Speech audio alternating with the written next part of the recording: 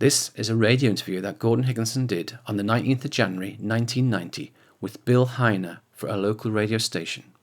It is of excellent quality and it runs for 49 minutes.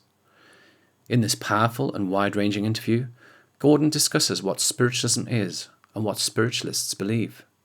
He talks about how mediumship works and the benefits it brings to those in this world and the spirit world. He then goes on to explain how spiritualism can help us in our lives, and he ends the interview by discussing his own physical mediumship. This is another excellent interview with Gordon, as he covers so much and the quality of the recording is very high. It is well worth a listen, and it gives us greater insight into spiritualism and mediumship. I do hope you enjoy it.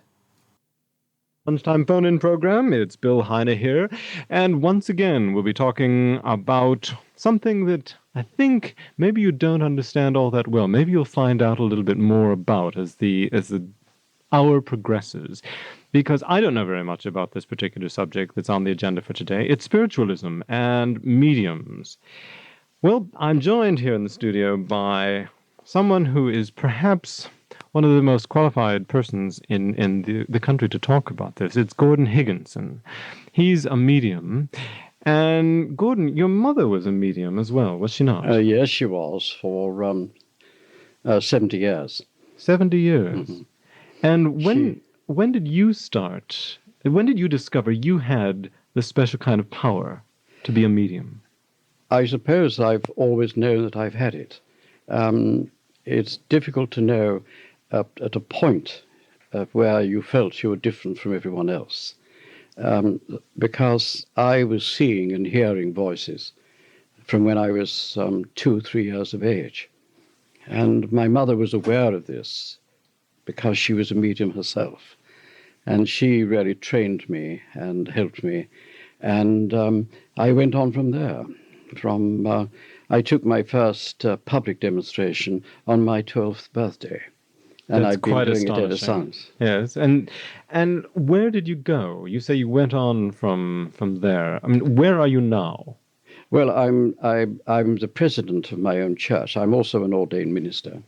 In addition to that, I'm the president of the Spiritualist National Union of Churches, and held that position now for 20 years. I'm the longest serving president they've had. And we are celebrating this year our centenary. So for 100 years, I have been the longest serving president.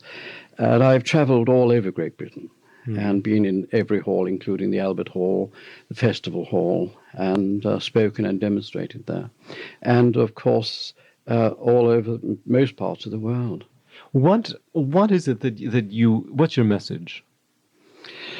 I think the message of spiritualism is, first of all, that man and woman are divine, that there is within us all a divine spark that cannot die because it is of God.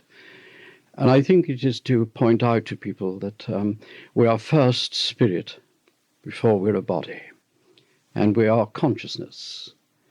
And it's only the body that dies, not the living spirit, because that's the part that goes on.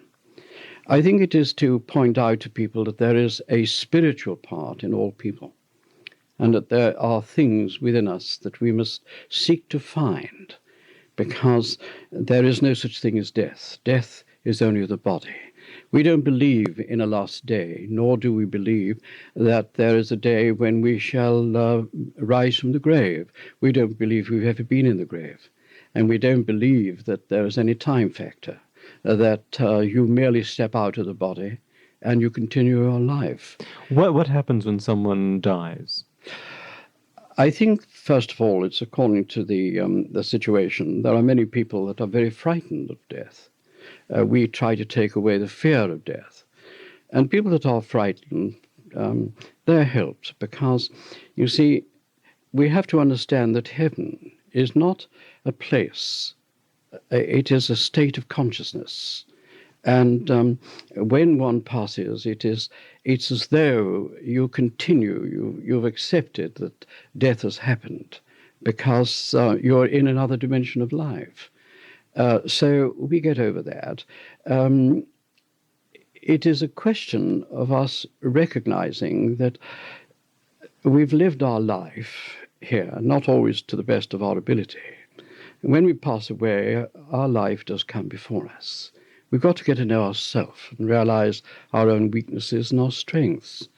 In spiritualism, you see, people have the wrong idea of spiritualism.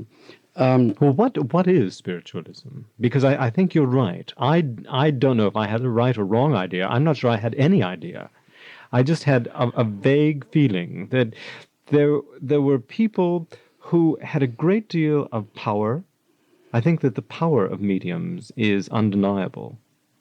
And they used it in a way that seemed to be very beneficial and calming and enlightened. But that's all I know about spiritualism. Yes, it is a power. We're born with gifts. You can't make a medium. You can't develop a medium.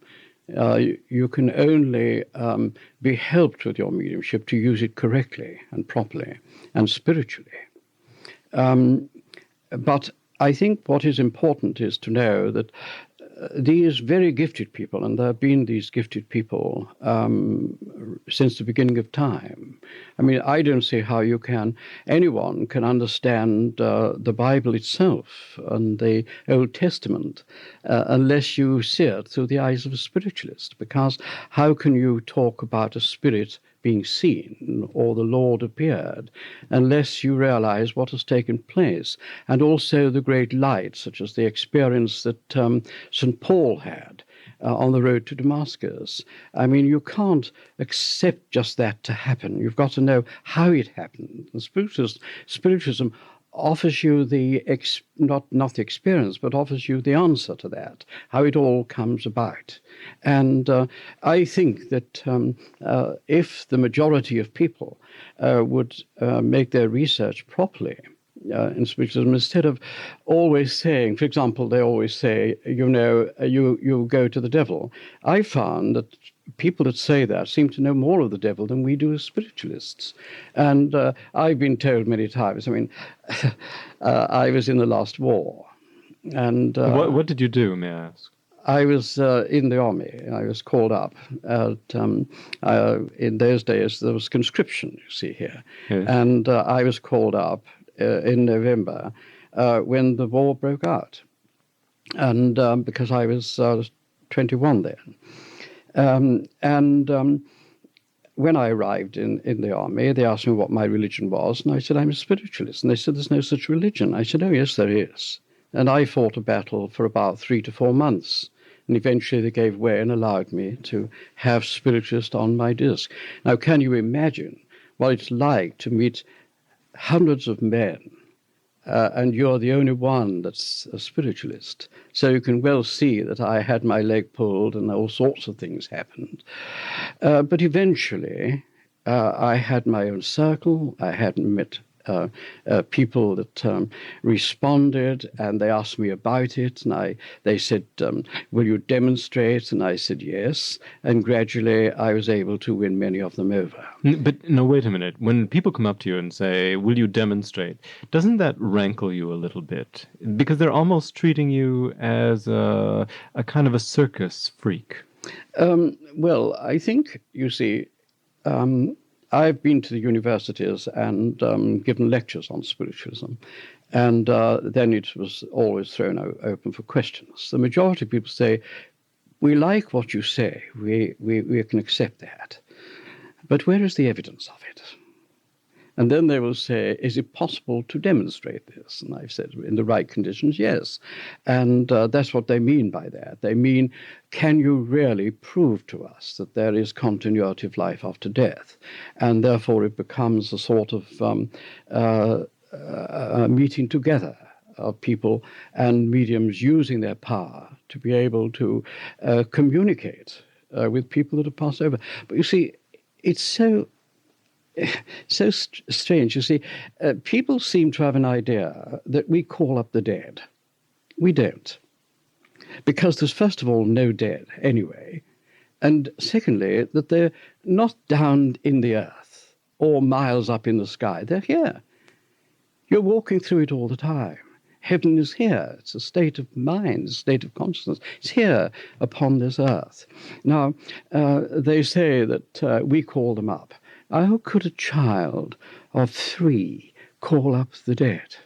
Because I was 3 when I began to see spirit people and talk about them. I described my grandmother to my mother that I'd never seen, and I was only 3 years of age. And I was able to describe, there was no picture of her, and I was able to describe a particular a mark on the face that my grandmother had. And my mother then knew that what I was saying was true. Now, I didn't call that person up.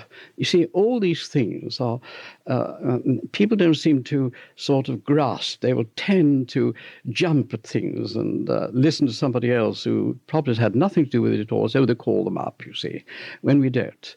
It's just a question, really, that we have a power that enables the manifestation to take place.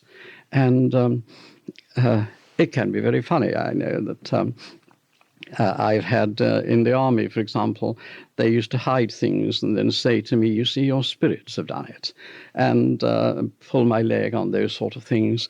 And gradually they began to accept it. I think that they've got to really meet the person concerned, and they've got to not have faith in you, but they've got to trust you. They've got to respect you. And I think that you'll find that with all our first-class mediums, there's a great respect for these people. And people come to us. I mean, don't forget that we have people that come to us mediums from all walks of life, from the very high, I don't know whether we can say to the very high to the very low, but people in very high positions, to people that have no position at all. And we are able to help them and guide them and give them evidence. All right. What happens when you make contact with people who are no longer walking around in their body? First of all, of course, that a medium just doesn't, a medium is developed so as to prepare themselves, mind-wise, soul-wise, spiritual-wise, to enable the consciousness and to rise onto the level of where the spirit world is, not in as a place, but in mind level. Everything is in vibration anyway. And we realize that as mediums, we have this power and this ability to be able just to be still for a while and then to tune in. And now, what do you mean tune in? Well, our mind is raised away from what we call the 5 senses, onto a super sense. And on that super sense, we are aware of things that cannot be seen and cannot be heard only by a gifted person. Right, when you go into that super sense, what colors do you see? What sorts of sounds do you hear? What happens similar. to you? When we are on that level, what we call on that level of that, we are conscious. We are able to see things. Again, although it's separate, but what do you mean are see? aware of it. What do you mean see things? Well, see them. I mean, for example, if there was a spirit here, I would be conscious of you on my 5 senses, but on my spiritual sense, I would be conscious of people that belong to you, that had passed over, and I would be able to see them and communicate mind-wise. In other words, we tune in onto that level and are conscious of them. But that's where I lose you. I don't exactly understand what that means. Well, you see, for example, let us take the Paul on the road to Damascus. Paul was going along, and of course, as you know, he knew nothing about spiritualism at all. He knew nothing. In fact, he didn't believe in life after death. He was responsible for stoning of the first martyr because he said that people that are dead, they're dead, and that no one is here. And on the road to Damascus, he had this great experience of when he saw a great light and he heard a voice speak to him. Now he knew, you see, that he was seeing and hearing because he hadn't had that experience before. And he knew that it was different, and yet it was very real to him. And because of that, he spoke to it, and he got a reply. Now, in the same way, which I say, see, how can you understand that unless, as a medium does, we are aware of it? We can accept that that experience happened because we have similar experiences, you see. We are able, thus, very often, to be aware of a presence here. And then we tune in, what we call tuning in, and we are aware of it in our consciousness, becoming very real, a very real person. Do you see able... precise images of that? Oh, yes, yes. You see physical images? Not physical. They look physical, but they are spiritual, exactly the same as when Jesus, for example, communicated and saw Moses. He was able to recognize Moses. He asked and he saw it. And we do the same thing. We are able to see people that are invisible to everyone else, but we are conscious of them. And so you could tell if they had a mole, or if they were yes. bald, or if they had a suntan, or whatever? Well, we would be aware that there was something there that was different, yes. But don't forget that people that have, say, arms and limbs blown away, they don't have them blown away when they're a spirit, because your other body is a perfect body. It's only this physical body that has all these arms and limbs and aches and pains. Your other body doesn't. So when you communicate with people who are no longer in the bodies when they walk the earth, they have, you see a body. Yes. And you see a body that is pristine and pure and whole. Well, I would certainly say that we see them. I wouldn't say that all spirits that we see, if they've not been passed away too long, I wouldn't say that everyone is spiritual and perfect. What we do see is a perfect form. Now, what do you mean by form? The build, like the body, like you, for example. If you passed away at this very moment and you appeared to me later on, or I hadn't met you and I saw you, I'd see you as you are now, and dressed as you are. And I'd be able to describe you and give evidence that it was you. Yet you are not there. But your other body's there, which is the spiritual body. And that is the body that's invisible, and yet to a medium it's very real. So you have a duplicate body, which is a spiritual body. And that was the body that rose from the grave as Jesus did. It wasn't his physical body. It was the other body that rose from the grave and was seen. Because many people have had these wonderful experiences. For example, Queen Victoria had her own medium, who was John Brown. And she, in actual fact, was able to hold communion direct with him and actually see him. And she saw him, he materialized, and was able to be seen. And that was why she and the medium became very close together. But this is something that's gone all over the world, that's had these experiences. I mean, Lord Dowding, for example, one of the great men of our day, I mean, the man that was responsible, the Air Chief Marshal, for the Battle of Britain. I mean, he was a great spiritualist, but also was he a medium? He very often saw things and spoke about them. I knew him personally and traveled with him. He very often gave the speech, the address, the lecture, and I demonstrated. I was the medium involved. And we have spoken to 3,000 and 4,000 people. And he has given experiences that he had. And a man like that is not a fool. He was a very great man, a very intelligent man. But he changed his life, and he was able to see many of the airmen that had been killed in the war and hold communion with them. And there's a wonderful book written of these experiences of this. When you say hold communion, that means what? Hold communion of mind. That is, hold a conversation. When you hold a conversation with someone who is no longer alive, what happens?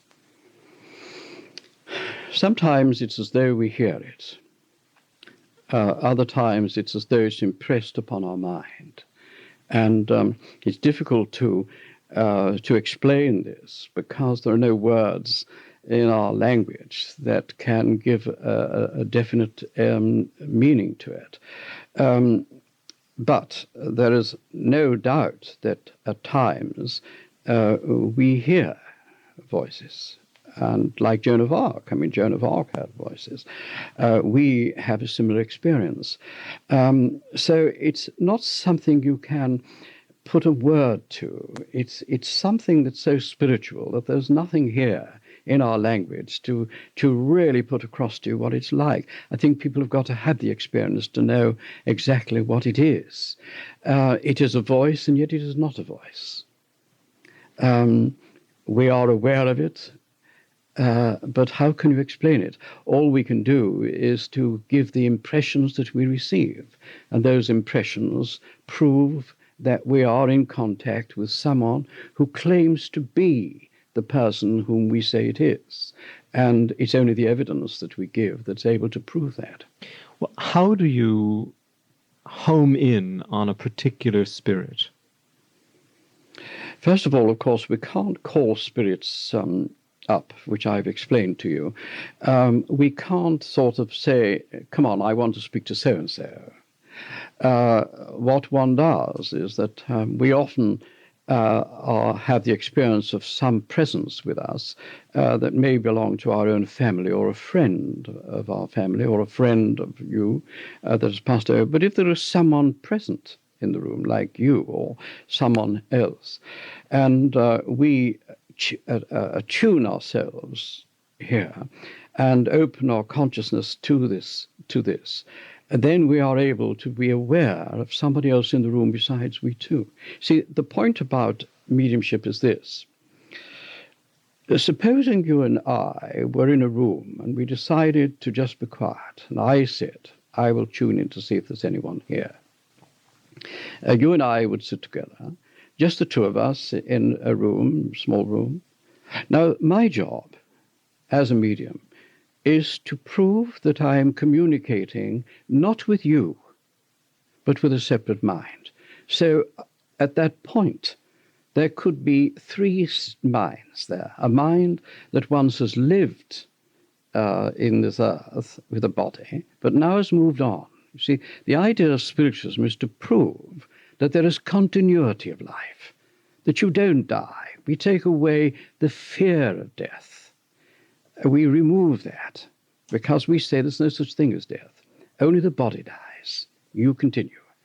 Now, the person that would be present would be someone known to you, or there'd be no point in sitting if it didn't.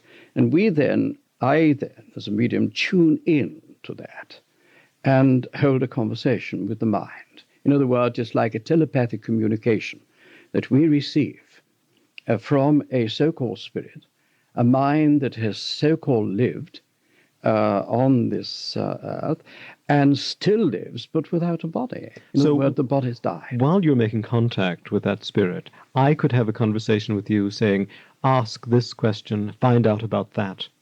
And you then could translate those queries to the spirit and get an answer and then tell me? Yes, but they would know it in any case. There'd be no need for you to tell me. The idea would be, in all things, that you'll always have some difficulties in getting the thoughts correct. So what you do, if you are going to do it that way, you would want several sittings. For example, all mediums have what we call people that come to us over many years. I have people that come to me that have come to me for sittings, what we call sittings, for 30 and 40 years. Now, there's grown between us a tremendous link. And when we sit together, then they could ask questions and answers would come. But in the early days, that is not always possible, because you must remember that a spirit that is trying to get through, they've got to learn how to communicate equally that we have to learn how to communicate. It isn't something that just comes like a flash. It's something that very often has to build, and they have to learn equally as we do. So it may be that you would want to communicate with a spirit, and that spirit would not have the technique or talent or skill. They may to not be able to communicate. do it properly at the first, but gradually they would. They would be helped.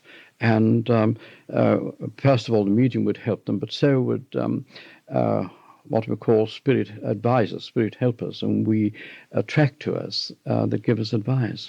Do you ever make contact with spirits who are malevolent? Now, when you say that, in what way do you mean that? I mean it in the sense that there could be spirits who have feelings of anger, Yes. or revenge, or hatred and fear. Yes. And they could use that, could they? No, they can't use the that particular sort of revenge. There are many people that we have in demonstrations that we give that are bitter and unhappy because their life is unhappy. And very often we are able to help them by explaining to them what the situation, and also very often, like in private sittings, the person that they want to talk to is able to sort of listen to what the contact is and get rid of the revenge. Eventually, all these sort of things go. But in the early days, they don't. How can you change a person overnight? I mean, you're still that same person when you pass as you were before. You have to learn how to overcome these, what I call,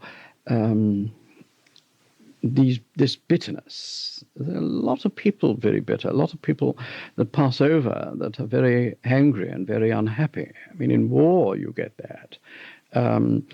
But gradually, through mediums, and I do say this, mediums have been able to help these people tremendously. I mean, let's take, for example, people that are very often take their own life, for example, commit suicide. A lot of people seem to think they're in darkness and in hell. They're not at all. Very often, who are we to try and judge a person in their life? You can't. People sometimes have weaknesses in various ways, but mediums have been able to talk to the families and very often bring home to people the reasons of why these people have done it that never really could ever be known. And we're able to free them from that sort of horror which they feel at doing what they have done. But many people just can't cope with life, and we are able to help them. And mediums have done a great deal of work in that area by freeing these people from all the angers and the disappointments of life, and by talking to them and talking to the person belonging to them whom they loved, and remove that hate. I mean, a while ago, I was asked to take a service of a girl, a woman that had taken her own life, and she'd left behind a son and a daughter and a husband. And now they were so bitter that they turned against the mother. They wouldn't even come into the crematorium. Now, I found it very difficult. I took the service, and I found it very difficult because I was able at that point to, even at the service, to be aware of the lady's presence. And it was only after several months that I asked them if I could see them. That was the husband and the two children. And gradually to bring round that not only was she a very sick woman, but she was a very unhappy woman. And instead of them sort of looking and saying, I can't forgive this, she couldn't have loved us to have done this. Gradually, when the truth came out, they understood. And I think that instead of cutting them off like that, you see, it's all right to, you see, lots of people like to feel that death is the end because there's no responsibility to it. But when you're a spiritualist, you realize there is a responsibility because that person hasn't died. And therefore you have a responsibility. And I think that if people understood that more, we'd have a much better world than what we have. Well, yeah, I want to get on to ask you, what does your belief in life after death mean for life while you are in your body here? Oh, very important, because you're solely responsible for all your actions. One of the great principles of spiritualism is personal responsibility. We don't believe that any Savior has ever died for us. We believe that Jesus showed us a way of living and loving and caring, and therefore became a tremendous example for us to try and live up to. But we are still personally responsible. You can't go around killing, murdering, vandalizing, and get away with it. It's all there, and you've got to pay for those things. How do people pay for it? Well, I think in the other world, when they pass away, they've got to see the harm that they have done to other people, and they've got to put that right. And therefore, they will have to do work themselves to put these things right, and to change not only their attitude, but their whole life, and respond much more to the living things, the real things, rather than the unreal. I'm not sure I know what you mean by that last question, that last statement. Well, you see, reality is, to the spiritualist, reality is that you are a spiritual being, that you are going, whoever you are, whatever you've done, whether you are a saint or a sinner, or whatever it is, you're going to survive death. You cannot die. You cannot will yourself to die altogether. You can only will yourself to die physically, but you can't will yourself to die spiritually. So therefore, the unreal is what you try to build in your mind happens when it doesn't. Reality, as far as people are concerned, whether they like it or whether they don't, they can't die. It's impossible. Now, a lot of people want to kid themselves. They don't want to hear anything about life after death because they're afraid of it. So that's the unreal. You're also saying that people look on death as a kind of a comfort, a final chopping off, an end. Well, I think, yes, I think when your time has come, I think it is a beautiful thing to know that it isn't all ended. It hasn't all been in vain, that life has now a purpose. Spiritualism gives you a purpose because it states you are here through divine will, and you are, not through anything else. You're here because you have a life to live, and you've got to put as much as you can into that life. Instead of dying and then realizing your life was in vain, Spiritualism says, look, you have a part to play. You've got to use your talents. You've got to try and love your neighbor. You've got to do all these things. And if you don't, then you've got to pay the price for that with your consciousness in the other world, because you will see your life. Your life is there. It's a book. It's an open book. You'll be able to see it. You can go through it. So when we pass, we take with us our consciousness and our identity, who we are, what we are. We take the whole of our consciousness, everything that's ever happened in our life. There it is. And we've got to work that out. Now, there are many people that go through this world couldn't care less, because they built in their mind, it doesn't matter, because what will they know after death? Now, what Spiritualism says, but hold up, you see. There are people that have proved to us beyond doubt, and through very great people throughout the world. Don't forget that Spiritualism is not just in Great Britain. It's in France. It's in Holland. It's in Norway. You mention the country, and I can provide for you mediums and spiritualists. It's all over the world. It's in Brazil. It's in Australia. Everywhere. Very recently, we had an international conference, and there were over 100 countries represented. Mm-hmm. And it's very much here in Oxford as well. Mm. And we're joined also by Alan Reynolds. You live in the Radio Oxford area. You've been involved with spiritualism for a few years now, have you not? A few short years, yes. Almost 3, that's all. And what has it given you? Well, perhaps I should say that I and my wife came into spiritualism because of the loss of our only beloved son, which we found almost impossible to bear, until we did contact a medium, a very well-known medium, and were given some wonderful evidence of survival. And it was simply by the fact that Jonathan, our son, had driven in his car and gone aboard the ferry. He was lost on the Zeebrugge ferry disaster, and his car was left at Dover. And we saw a medium, as I say, quite a well-known medium, very well-known medium, worldwide known medium, and were given some evidence, which included details of things in his car, amongst which was a suit, a new suit, which we had never seen. And when we got his car back, there in the boot of the car was this suit, and we didn't even know he possessed it. And that may sound a trivial thing, but it's things like that that do prove survival, because no one else knew about it. And what has it meant to you, spiritualism? Well, both my wife and I have learned a tremendous amount over the last 2.5 to 3 years.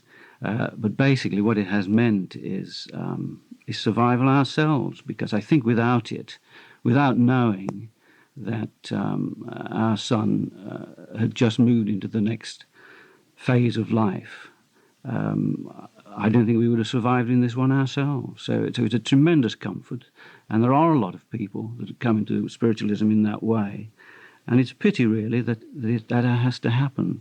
We met a young man of 26 at, just a few weeks ago at a spiritualist meeting, shall I call it, and he came into spiritualism at a very early age. He knew nothing about it until he went to a spiritualist church with some friends of his, intent on creating mayhem and causing disruption.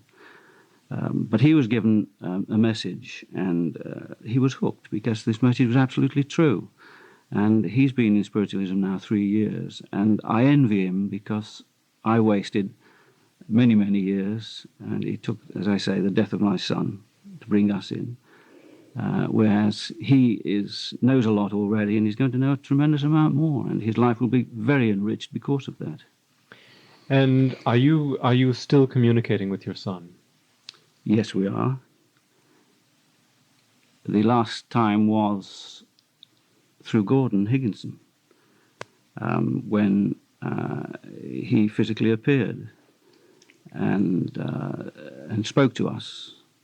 And we saw him, and we answered him, and we both asked a question and got an answer. Not many people have that happen to them, but that was a marvelous experience, as you can well imagine, I think. Gordon, does that happen often? No, not all the time. The conditions were right. The situation was good. They're very good sitters. But what do you mean by that? The time was right. The situation, I think the time that the son was ready and right to appear, and to do. You see, one of the great things about what Mr. Reynolds has said is this. You see, they no longer speak of their son as dead. There's no need to. That's the important thing. And you see, there's no need to die to meet him. They can meet him here. You don't have to die to experience heaven. You can experience it here while you're living. And that's the point about spiritualism, and which so many people forget. Now, I'm sure that all of us know it must be devastating to anyone to lose sons and daughters, husbands and wives in such a way, and people that have been murdered and people that have been lost. I mean, no one knows how they can feel. Now, what Spiritualism doesn't take away the grief. You don't hide that grief. It helps you to understand that you have to go through that loss, and that is enough. But to know that they've been there all the time, and that you have missed the body, but you've forgotten the soul and the spirit, and that is so important. That's what brings joy to people. I've seen in halls when I've been demonstrating in other mediums as well, when children have come through and found their parents, to experience that, to even just be present when that has happened, and to see the joy on the faces of people. One of the great things that happened was there was a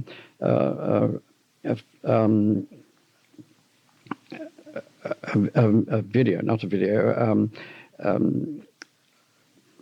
a television thing a little while ago that I was asked to be on. And I said I would do it on conditions it was held in a church. And so a church was chosen, and I went along. Now, I won't say whether the meeting was good or not.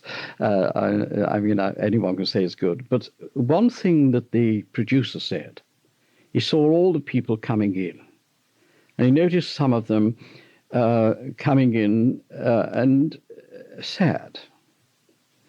But he said, when he watched the people afterwards as they were going out, the most remarkable thing was they were all smiling. They were all happy.